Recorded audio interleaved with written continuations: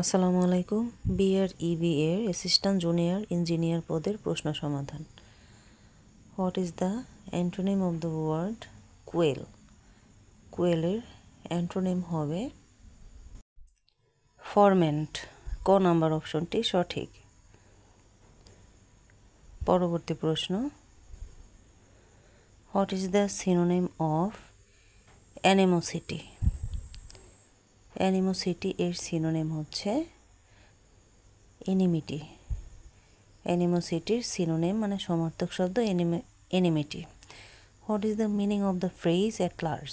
At large অর্থ হচ্ছে স্বাধীন, তাহলে এটার মিনিং হবে ফ্রি। খ নাম্বার অপশনটি সঠিক।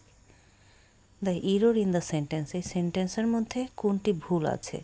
One of the recommendation made by him was accepted.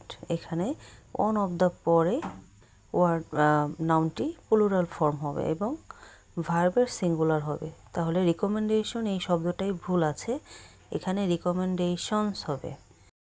He is quick dash figures, এখানে শূন্যস্থানে বসবে quick at figures.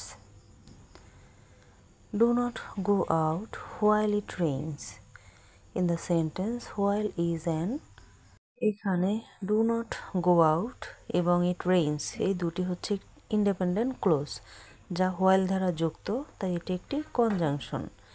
Dash you start now you will be late, এটি একটি কন্ডিশনাল সেন্টেন্স। আমরা জানি ইফ বা আনলেস দিয়ে কন্ডিশনাল সেন্টেন্স শুরু হয়, যেহেতু এটি একটি নেগেটিভ সেন্টেন্স তাই এখানে আনলেস বসবে। আনলেস ইউ স্টার্ট নাও, যদি না তুমি এখন শুরু করো, ইউ উইল বি লেট, তুমি লেট হবে। ক নাম্বার অপশনটি সঠিক।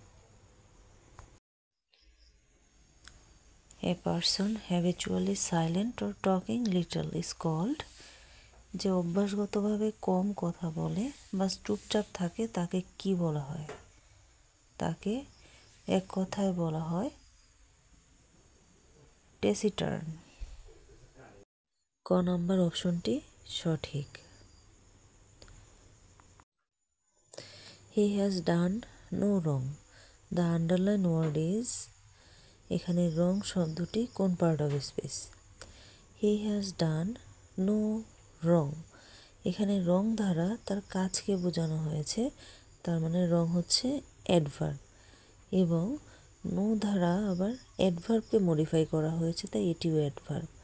নো এবং রং দুটি অ্যাডভার্ব এখানে, তাহলে অপশন গ হচ্ছে সঠিক, অ্যাডভার্ব। পরবর্তী প্রশ্ন, the adjective took place long ago here, the word ago is an, ago কোন পার্ট অফ স্পিচ?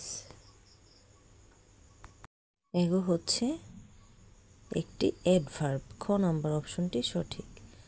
ধন্যবাদ সবাইকে। সম্পূর্ণ ভিডিওটি দেখার জন্য চ্যানেলটি সাবস্ক্রাইব করে অবশ্যই চ্যানেলের সাথে থাকবেন।